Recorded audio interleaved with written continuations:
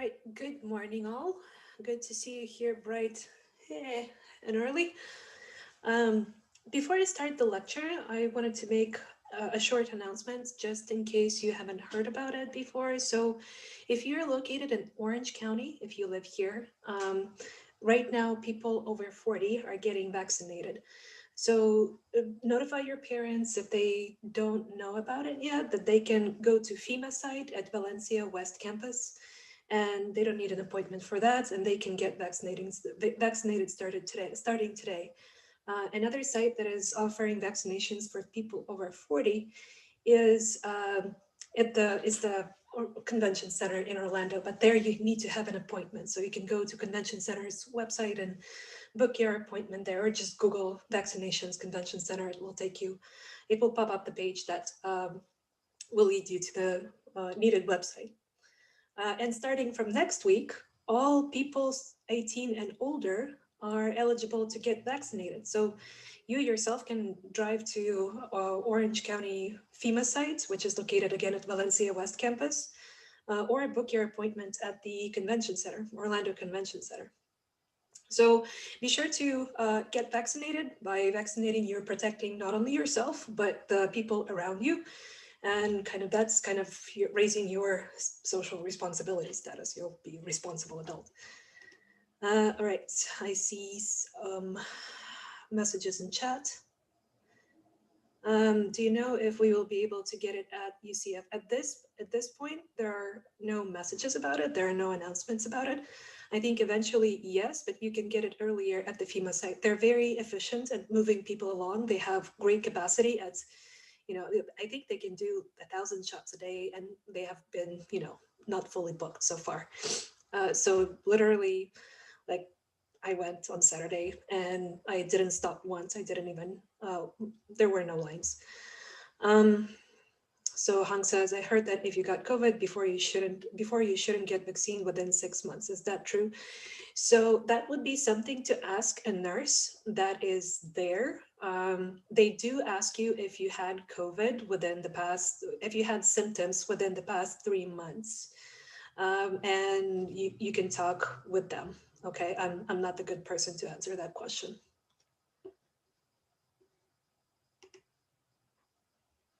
So Alexander, the COVID vaccine sites that are high capacity in Orlando. One is at Valencia West. So it's called the FEMA site, and it's at Valencia College West Campus. And you don't need an appointment to go there. So starting from next week, they're going to start vaccinating people 18 and over.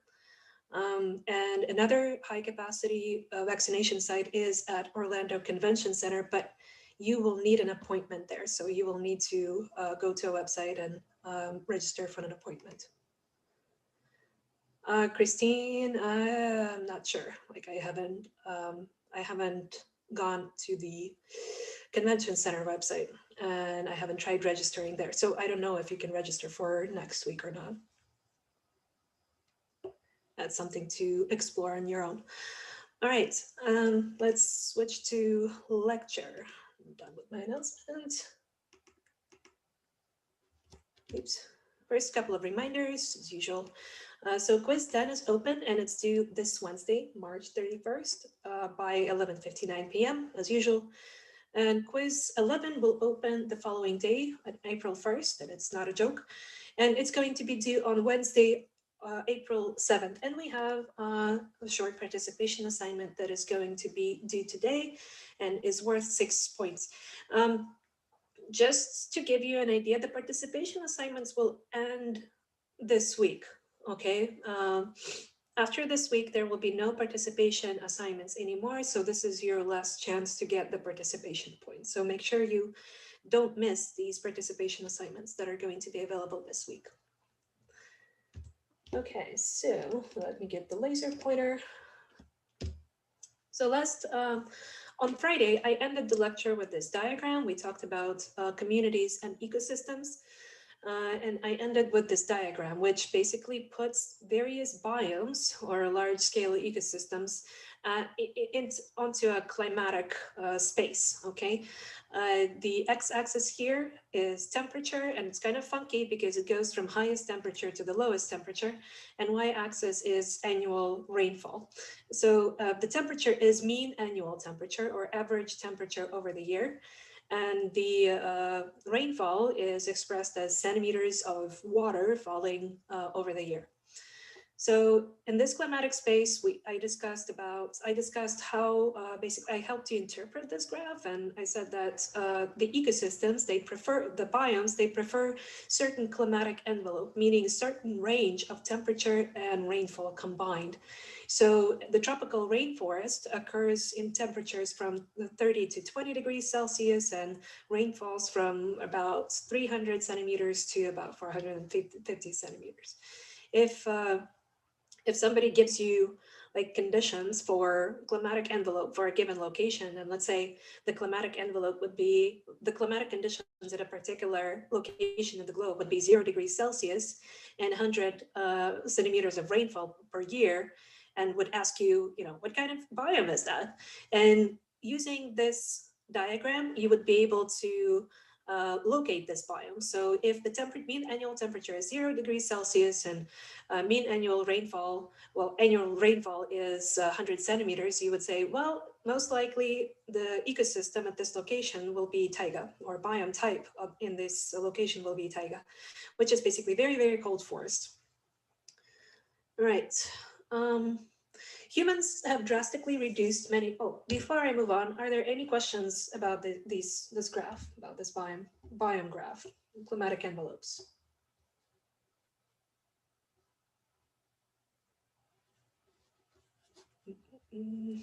If we have a question like this on a test where it says, like, what average temperature would this biome be in, would they give us the graph, or are we going to memorize this?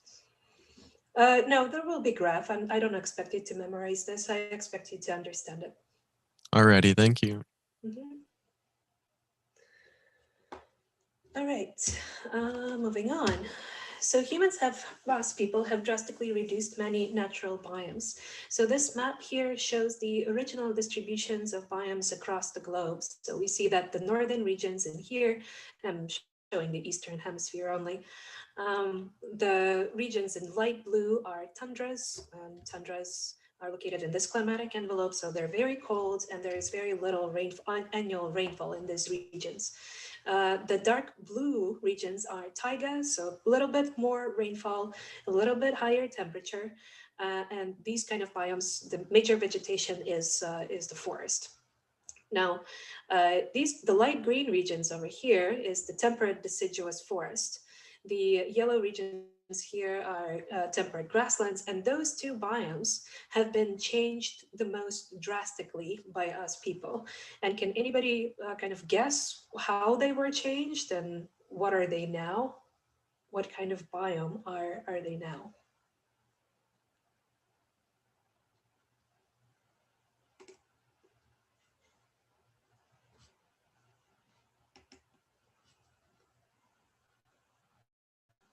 Nicholas says cities. Yeah, so the urban ecosystems are a thing, and a lot of land has been converted for cities. Well, I say a lot of land, but cities are kind of tend to concentrate in one location. So cities are typically not sprawled, especially in the European regions. There are many cities, but they don't occupy a lot of space. What other land cover type is there? What do people need to exist apart from space to live? Farming, Madeline. Yeah, exactly right. So most of the regions around here, what was formerly temperate deciduous forest and what was formerly temperate grasslands, were converted to farmlands, to croplands, to sustain our life, right? To feed us. And temperate deciduous forest and temperate grasslands, they have very rich soils that are able to produce high yields of crops. So it was very convenient. Well, it was very convenient to kind of for the populations to expand in these regions, in the European regions and Asian regions, because the soils were very conducive to high yields for food. Now, those the biomes that I've discussed so far were terrestrial biomes, meaning land. Terrestrial means land. Apart from terrestrial biomes, we also have aquatic biomes on our planet Earth, and aquatic biomes include lakes, oceans, groundwaters, and streams and rivers. Okay, I think that's a little ponds, but they're kind of small lakes. So those are the major types of aquatic biomes. Most, fun fact, most of Earth's water is in the ocean. So 97% of the water that we have on Earth is non-potable. It's in the ocean, and ocean water is salty, so we cannot technically drink it unless we have a desalination or desalinization, pardon my English, plant that kind of cleans up the salt from the water, and then we can drink it. But most of the water is not potable, and in fact, plants cannot use that. Most plants cannot use salty water as well, so we cannot use ocean water for irrigation because it'll kill plants. We cannot do much with ocean water, but it's still great that we have it because it supports lots of life in itself, and it regulates climate as well. The ocean water does. So fresh water it comprises 3% of the global water content, and we have 2% of water locked in ice caps and glaciers. And we have less and less fraction of that water locked up in ice caps and glaciers because we have the global temperatures are rising, and they're rising at a higher rate in the northern regions, in far north and far south. So the regions that are colder, the warming is occurring at a higher rate there. So at ice caps and glaciers, they're located in the mountains as well as in the northern regions. So and it's a problem. Kind of, we are losing this this fresh water that is locked up in ice caps and glaciers. So the groundwater comprises less than 1% from the global water content, and the surface water is 0.009%. Okay, so the surface water and groundwater is the water that we're using for drinking, that is water that we're using for irrigation, and just, you know, it was pretty impressive to me that it's small, it occupies a small fraction of the total water contained on Earth. All right, so I want to kind of put a stop to this discussion of biomes here, and next move on to interactions within the communities. So the species within the communities and populations within the communities, they do not exist separately. They kind of do not exist independently. They're interacting because the community is, you know, the very definition of the community is the group of species that interact with each other. So this table provides the general types of interactions that occur between the populations within the community. And the general type of interactions include competition. And competition has a negative effect on the first species, on one species that is competing with another species. So both species do not benefit from competition, okay? But nevertheless, it is occurring. So the way to think about competition, like think you're planting a garden, okay? You go out to the community garden, you get a plot, and you start planting tomatoes or potatoes, or what would you like to eat in your community garden.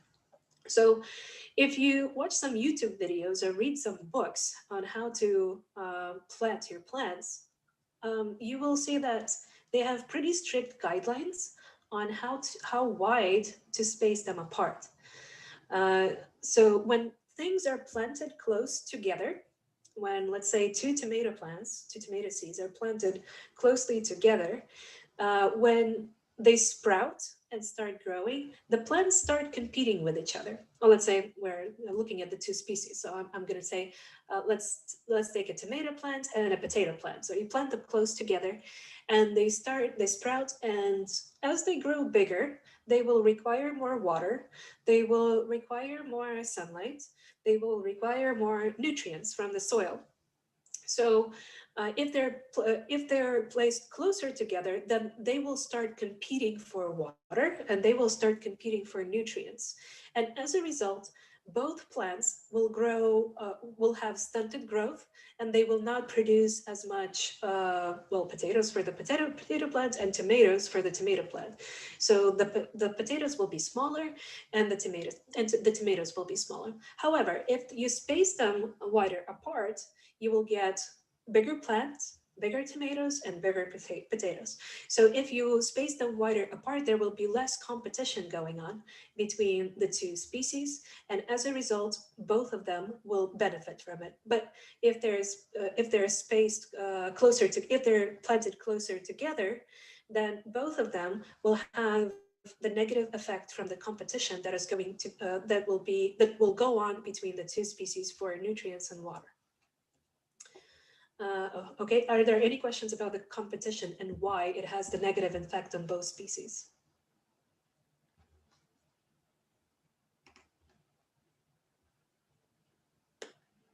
Okay, I guess it's pretty clear. The second type of interaction is the symbiosis. And there are three types of symbiotic relationship: mutualism, commensalism, and parasitism. So in the mutualism, both species that interact with each other are benefiting from the interactions. Okay, the example of mutualism is bacteria in our gut. So bacteria in our gut, there are a special type of bacteria in our gut that are releasing the enzyme for digestion of lactose. This enzyme is called lactase. So the bacteria, they're getting the nutrients from our food, they're getting actual lactose to sustain themselves, and the benefit to us, the lactose that we ingest, is actually digested in our gut by the gut bacteria. Another example of mutualism is the interaction between fungi and plants. Remember, we discussed it on Friday, where the fungi, or the special type of the fungi that benefit plants, are called mycorrhiza. So mycorrhiza, there are two types of mycorrhiza. One, they exist on the ground. Okay, the mycorrhiza, they interact with the roots of the plant. So there are two types of mycorrhiza. One is ectomycorrhiza that grows around the roots, and another type of mycorrhiza is endomycorrhiza, I believe, that grows inside the plant roots. Like it kind of gets inside the plant roots and kind of merges with it. So both these types of mycorrhiza are beneficial because they provide plants with inorganic nutrients. They provide plants with inorganic forms of nitrogen and phosphorus that plants can use. Plants cannot use organic forms of nitrogen and phosphorus.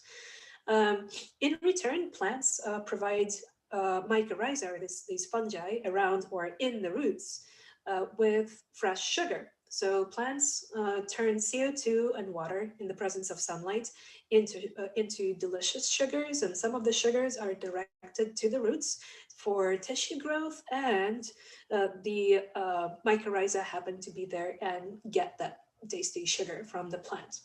So in this example, both mycorrhiza benefit from the interaction with the plant, and plants benefit from the interaction with the mycorrhiza, because mycorrhiza provide inorganic nutrients that are needed for photosynthesis and for plants' comfortable existence. And the plants provide mycorrhiza with fungi, with the sugar that are needed for these fungi to survive.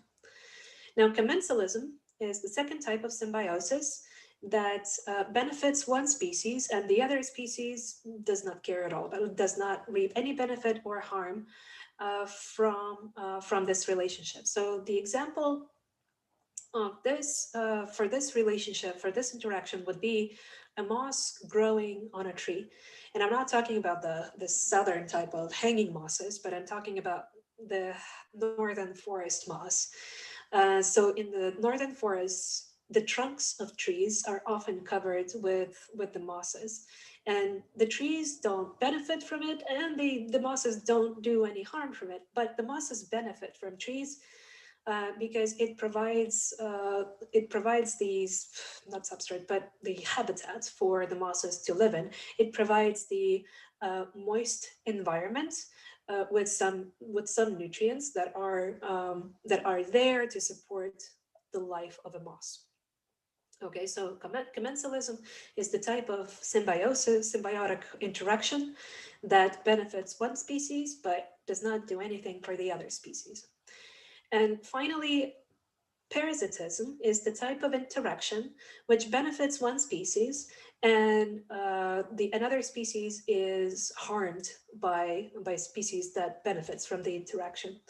The example of this relationship is tapeworms. So sometimes if we don't buy meat and maybe at a sketchy place, buy beef, let's say at a sketchy place, at a place where it didn't undergo some lab testing and usually meat is tested, like people look at under microscope on different samples of meat to make sure there's no parasite eggs in it, tapeworm eggs, like especially.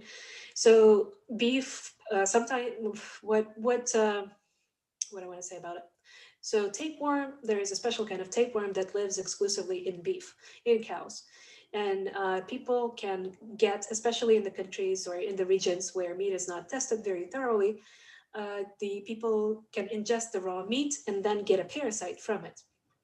And the tapeworm lives in the intestine and it consumes all of the nutrients or most of the nutrients that people ingest.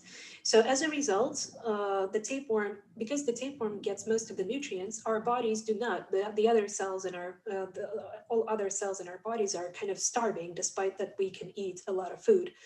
So in countries where tapeworms are very prevalent, like if a person is losing weight rapidly but still eats a lot of food, that's kind of a good indicator that a person may have a parasite, a tapeworm living inside their intestine. So tapeworm benefits from living in a person's gut, but a person is harmed by it because the nutrients that the person ingests are going to the tapeworm and not to the person's body. So, and the final two interactions that are not symbiotic interactions are basically herbivory, which is which is basically consumption by one species of the plants. So species two here are plants, and species one is mm, I don't know, an animal that eats the plants. So a deer can be species one, and trees can be species two. So deer benefit from trees being there because the deer can eat the trees, and the trees are not benefiting from it because deer will eat its bark and its leaves. And if a deer eats the bark, then the tree will be more exposed to the parasites. And if a deer eats up all the leaves, especially when the trees are young, the tree loses the organs that provide it with sugar and provide it with kind of substrate for growth, for further growth and development. And finally, predation is the kind of interaction that is similar to herbivory, except for in predation, one live organism kind of eats another, one animal eats another animal. Uh, so example of predation is if we're sticking to the deer, deer and wolf. Okay, wolf eats the deer. So effect of predation on deer would be negative, because the result of predation, it would be dead. The deer would be dead. And the effect of predation for wolf would be positive because the wolf would eat the deer. The deer would provide the nutrients for the wolf. Okay, any questions about the interactions?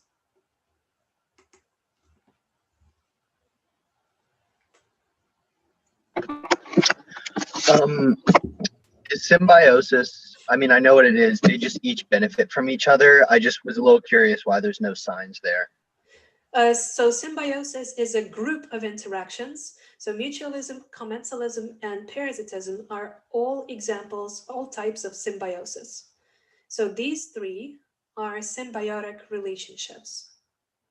Okay, and for symbiosis is not always positive for all species involved. For instance, parasitism is example of symbiosis, is a type of symbiosis, and it benefits one species but negatively affects the other species. So the example I gave here is tapeworm. Tapeworm and human interaction is an example of symbiosis, and more specifically, it's an example of parasitism.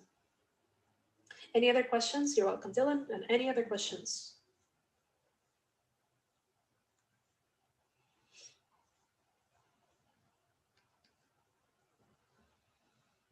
Okay. Okay, thank you, Austin. Not all of the species within the community have equal amounts of, are equally important, okay, for the community's existence. Uh, Basically, there are certain kind of species that are called a keystone species that form, that are very important for the community to keep existing. So they have a pivotal role in the community. There are most influential species for the whole community despite their small population. Okay, so the example that is given here is the is the keystone species of otters. Okay, if there are no otters, then there will nobody to eat the sea urchins, and then if there's no one to eat the sea urchins, that then there will be less population of kelp, and kelp is an important habitat for a suite of organisms. So if there's no kelp, then the whole ecosystem will collapse, basically. Okay, but if there is a small population of otters, the small population of otters will control the population of sea urchins, and as a result, there will be less death among kelp. More kelp will be in the ecosystem, and if there is more kelp, which provides habitats to various type of organisms, there will be basically better diversity within an ecosystem. Ecosystem will be more sustainable. Ecosystem will exist for a longer period of time. Okay, so it's important to leave kind of the otters alone and not hunt them for pelt and such, um, in order to keep ecosystems alive and thriving. Another keystone species, another example of keystone species you may be familiar with because it got huge amount of news coverage, is wolves in Yellowstone. Okay, so wolves in Yellowstone, they kind of, it was found that they had an effect on the river flow. And at first thought, it would be confusing, how can wolves affect the river flow? But within an ecosystem, wolves are kind of top predators, and they control population of deer. If there is not enough wolves to predate to prey on sorry, the deer population will explode. The deer population then will put a lot of pressure on the plants and trees around. So in regions which are overpopulated with deer, the population of trees starts to go down, and the area is starting to convert from the forest land to kind of shrubland or even grassland, because the deer will eat all of the young saplings of trees. And if all of the young saplings of trees are kind of gone, then no trees will be there eventually, will be in the region eventually. And trees are very important for kind of directing the flow of water. If there are more trees, there's less probability of flooding within the region, because trees will kind of, the trees are participating in the water cycle. And if you're interested about how the trees are participating in the water cycle, there is a supplementary video in the module section that will expand on that. And in fact, you will need to watch this video for the quiz, for the upcoming quiz. Okay, so if there are no wolves, basically wolves are a keystone species, and if all of the population of wolves is eradicated, that will not only have an effect on deer population, but in fact it will have the effect on the whole landscape. Okay, on how the landscape will look like, what it will look like. So any questions about the keystone species, which are the species. So keystone species, again, are species that have disproportional effect on the ecosystem. So small population of keystone species has a drastic effect on the whole community or an ecosystem.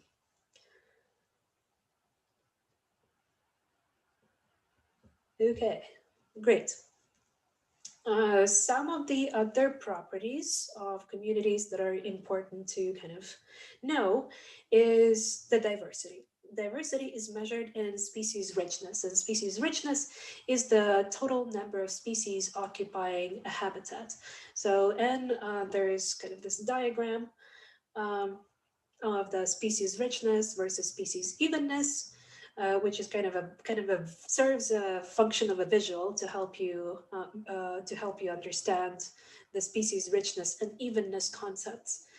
So the species richness has lots of benefits for the ecosystem, and the immediate benefit that I can think of, it provides this resistance to the diseases.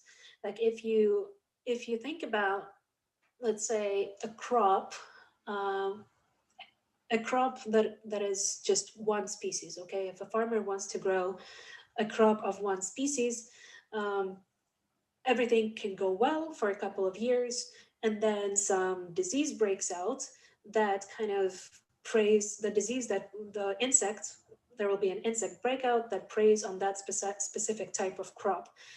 Then there's high probability that if the crop is uniform, there's high probability that all of the crop will be destroyed by this one species of insect. But if a farmer kind of does intercropping, practices intercropping, meaning um, the land the piece of land is not planted uniformly.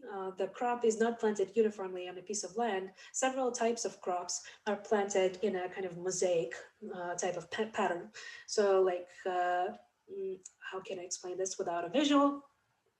Imagine the crop field as a checkerboard pattern, and different squares within the field can be planted with different types of crop. So what that will do, well, first it will put some strain on how to on maintaining and taking care of the crop, but it will reduce the chance of outbreak of one type of insect from destroying all of the crop, because there is very low probability that one type of insect will prey on all of the crop at the same time. Usually insects prefer one type of crop. So instead of destroying the whole field, the insect will maybe destroy one checkerboard of the crop, and that's it, because it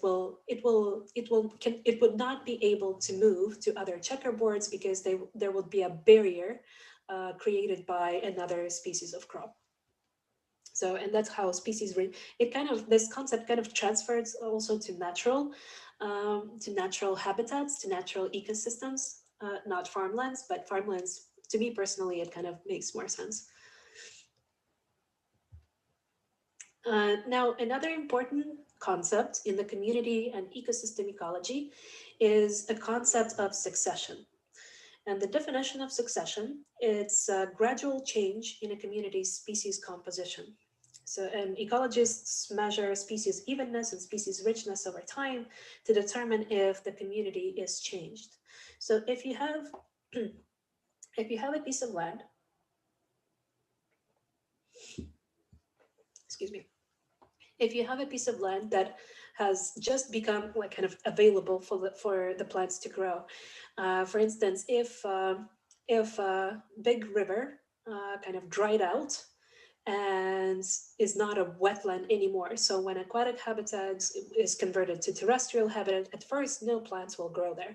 It will be just bare rock. Or if a glacier kind of dried out or thawed, there's no more ice in a piece of land, and that piece of land kind of cannot support plants at first.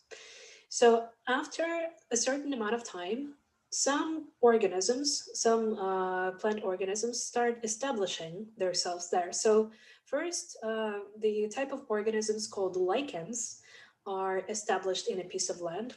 And lichens is basically a special type of organism because it's not technically a plant and it's not technically a fungus, so it's kind of a mix between a plant and a fungus. And you can see lichens fairly frequently on tree barks. And if you look at it, you would not recognize it as something that can photosynthesize. It looks like a fungus basically, but it photosynthesizes, which kind of makes them like a plant. Um, so the type of species that appears first on a piece of land after the piece of land was converted from, let's say, ice to bare ground, or from dried out river, from aquatic habitat to terrestrial habitat. So the species that colonize the area first are called pioneer species. After a while, the lichens kind of modify the environment, they modify the soil, and make the soil more habitable for other species of plants or other species, period. And after lichens, the area is colonized by mosses. And mosses further modify the soil, they make it more fertile, they release some acids that kind of digest, quote unquote, the rock. And over time, the area can be colonized by herbs and weeds. And after herbs and weeds build up the soil, make it more fertile, and over time, the species composition shifts again to the grasses. And if there's no disturbances, if there's no like disturbances from fires or other types of or humans, the soil becomes even more fertile. The soil becomes thicker, and once the soil becomes thick enough and has sufficient organic matter to support other species, like to provide structural support, to provide like nutrient support, the species gradually change to shrubs and then trees, and then some like taller trees that need deeper soil. So over time, the land is not going to be like, if the piece of land becomes available for colonizing, like after hundreds of years, it's not going to look the same. Okay, after hundreds of years, there's high probability that it will turn into a forest. Well, hundreds of years, I would say closer to thousands of years. Um, so the species composition that is maintained for an indefinite amount of time, if the species composition doesn't change over time, the community is said to be climax. Like this type of community that does not change over time is called a climax community. So again, the species that are first to colonize a piece of land or to colonize a habitat are called pioneer species, and the species that colonize that sorry that do not colonize but that can stay within a community indefinitely are called climax species, climax community. There are two types of succession. There is primary succession and there is secondary succession. The primary succession occurs in an area where no community previously existed. So let's say if there is a bare rock, if the glacier has melted and exposed just bare rock, it's going to be primary succession that will happen in that area. And the secondary succession is the type of succession that occurs when a community is disturbed but not destroyed. A great example of the secondary succession is when a climax community is disturbed by a stand replacing forest fire. So a forest fire can destroy all of the individuals, all of the species within a climax community. But kind of the soil is still there. The seed is still in there can be a good seed bank that will be in the soil. The roots are not necessarily destroyed. So after a stand replacing fire, the community can regenerate. The species composition will not be necessarily the same as in the climax community, but gradually over less amount of time compared to primary succession, or gradually over time, the climax community will be restored after a stunned replacing fire. Another example of disturbance that can trigger secondary succession are hurricanes and land conversion to agriculture, land use change to agriculture. Any questions about the succession, pioneer species, climate species, primary succession, and secondary succession? Or the whole concept?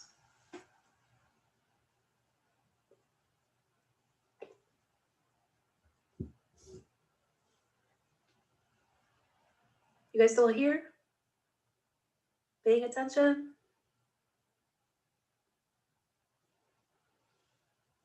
Okay, great.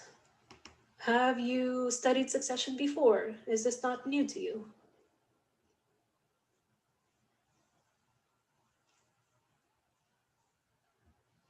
Okay, a little bit.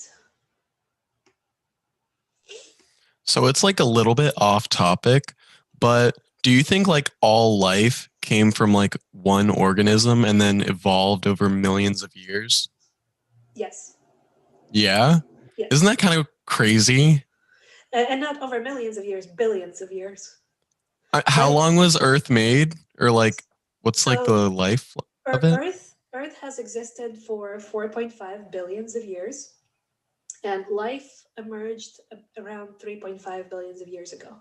Billion with a B. So And like, how does life just like come? Like by chance. in the middle, wasn't it like underwater in like the deep ocean? That's exactly right. Yeah. But like, how does it spark though? That's what I don't understand. So it emerged just randomly from various proteins that organize themselves into a cell. So proteins, but like, what does proteins come from? Sorry, proteins and lipids. Uh, they come randomly from the environment that was conducive to creation of proteins. Like it's organizations of atoms into molecules, and molecules can organize into structures, into Oh tissues. yeah, I guess. Yeah, I could see that happening. Huh. That's just it's kind of crazy how like everything kind of evolved from like one organism. It Do you is think it came from crazy. one spot? What do you mean one spot? Like one spot in the ocean that was like had Ooh, the perfect conditions and then everything went that's all around the world? that's an interesting question. I don't know. I saw something recently.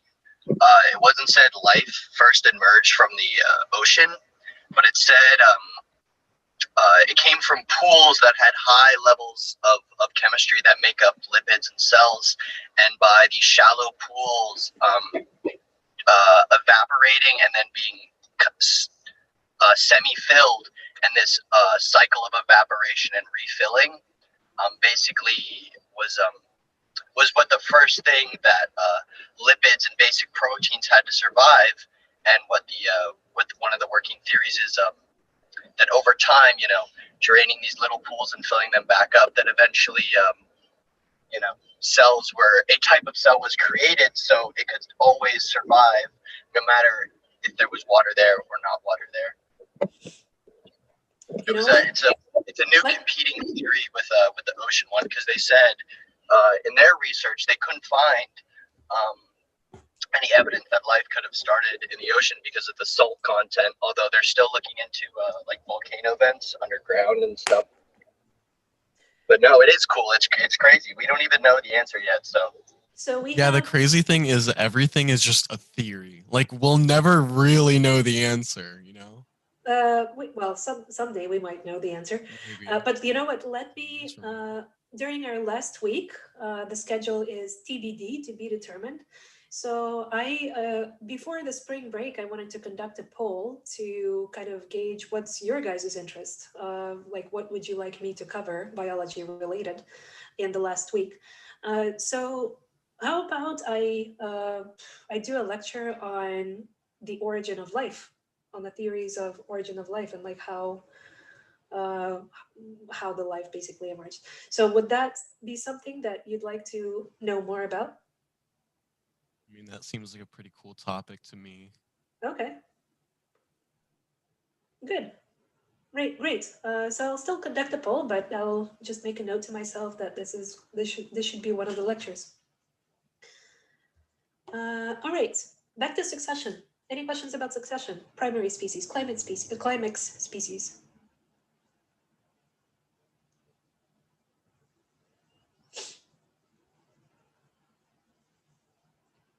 All right. So now moving on to energy flow. Ecosystems require continuous energy inputs, and all ecosystems on Earth rely on supply of energy from some outside source. Okay, source, usually the sun. So the sun is the very first source of energy for all organisms on Earth. And the way it works is technically only plants can use up the energy from the sun. But all of the other, or plants and algae, I should say, and all of the other organisms that live on Earth, they rely on on the plants. So plants are called primary producers, and they're primary because they kind of use this energy from the sun. And all of the other life on Earth basically depends on plants and algae in one way or another. So even though, like, we can think that let's say in an ecosystem, in this wolf deer kind of interaction, even though the wolf technically eats deer, so it doesn't directly depend on plants and sunlight energy, the deer do eat plants. If there's no plants, there's no deer, and if there's no deer, there's no wolf. Okay, so energy from the sun is important, and it sustains basically life on Earth through sustaining life of plants and algae. Energy transfer, and I think I've covered that before, energy transfer among the ecosystem, I haven't introduced that term before, among the individual, among the, I'm having a brain fart right now. Energy transfer among the organisms is not 100% efficient, okay? Some energy is always lost as heat, and the energy that is lost from heat, it's gone. You cannot reharvest it, okay? So energy that is lost from heat has to be replenished somehow through other sources of energy. And if you don't photosynthesize, it's going to be the source of food. The food is going to be the source of energy that is going to be lost as heat. And if you're a plant, then you need more sunlight to replenish the energy that was lost as heat. So energy and nutrients transfers occur in food chains, okay? So plants are called primary producers, and they harvest the energy from the sun, and they lose some energy as heat, which is then replenished by more energy coming from the sun. The primary producers are transferring energy to primary consumers, or herbivores, or the organisms that eat plants. The primary consumers then transfer some of the energy is lost as heat, which is then replenished by primary consumers eating more plants. The primary consumers are transferring energy to secondary consumers, which lose energy as heat. And finally, the tertiary consumers consume the secondary consumers, and they get their energy from the secondary consumers. Now, all of these consumers and primary producers, eventually they will die and will turn into detritus, or dead organic matter. This dead organic matter is decomposed by the group of organisms that are literally called decomposers. And they include bacteria, fungi, and well, I believe some insects too. So these decomposer groups of organisms, they consume detritus, they get their energy from the detritus, or dead tertiary consumers, dead secondary consumers, dead primary consumers, and dead primary producers. And they convert the organic matter, they convert the organic forms of nutrients into inorganic forms of nutrients. So to be more specific about it, they convert organic forms of phosphorus and nitrogen into inorganic forms of nitrogen and phosphorus that can be used up by plants to produce even more organic matter within the plants. Okay. So are there any questions about the food chain and how energy transfers among the groups of organisms? one last thing that I wanted to mention is that the energy is lost as heat, okay? And it's pretty, on average, the amount of energy that is lost as heat is 90%. That is the amount of energy that is lost as heat when energy is transferred between the group of organisms is basically 90%. So only 10% of energy that is basically contained in the lower links of a pyramid, in the lower levels of the pyramid, is transferred to the upper levels of the energy pyramid. And the plants are kind of primary producers, are kind of special in the amount of energy they consume from the sun. They use up only 2% of energy that gets to Earth from the sun. But as you go up the levels of the energy pyramid, only 10% of energy stored in the lower level is transferred to the upper levels. And it's 10:20, so I will pick up where I left off on Wednesday. Any last minute questions before we end the lecture?